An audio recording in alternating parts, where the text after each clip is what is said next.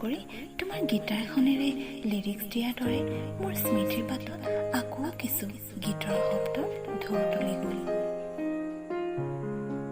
জানা, সেইদিনাখনো এইদৰে বৈছিল এক ৰিপৰিপ বতাহ।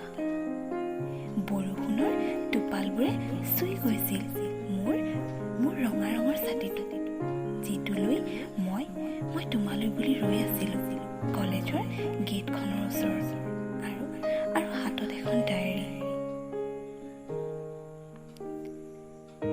অপেক্ষাৰ বাটত এবাৰ চাওঁ বাটলৈ, আৰু এবাৰ চাওঁ মই মোৰ হাতৰ ঘড়ীটোলৈ।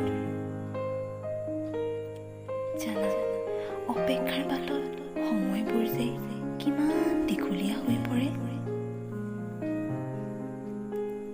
কেতিয়া আহিবা বাহি তুমি? 11:10 তুমি আহি পালাহি, আৰু হাতত তোমাৰ মৰমৰ গীটাৰখন। আহি আছে, তুমি মোক কৈছিলা গুণগুণ গানে গানে শুন গানে গানে। আজি মই এটা গীত লিখি আনিছোঁ জানা, কলেজৰ এনুৱেল ফাংচনত যে গাব লাগিব।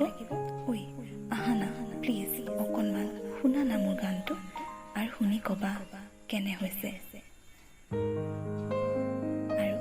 আৰু তুমি মোৰ হাতত ধৰি টানি বহুৱাইছিলা যে কলেজৰ সেই গছজোপাৰ তলত। তোমাৰ মনত আছেনে বাৰু? তাৰ পাছতেই তুমি তোমাৰ গীটাৰখনত আঙুলি বুলাই গাইছিলা। তুমি কোৱা কথাষাৰি হিয়াৰ মাজত ৰাখি থলো, আবেগেৰে কত কথা সযতনে সাঁচি থলো। জানা, নজনাকৈ নুবুজাকৈ সেইদিনাখন তোমাৰ গীতৰ মাজত মই মোৰ ঠিকনাখন বিচাৰি পাইছিলোঁ। নাজানো আজিও তুমি গীতৰ সেই লিৰিক্সত গুণগুণ কৰা নে নকৰা, কিন্তু মই আজিও গুণগুণ গানে গানে শুন গানে গানে।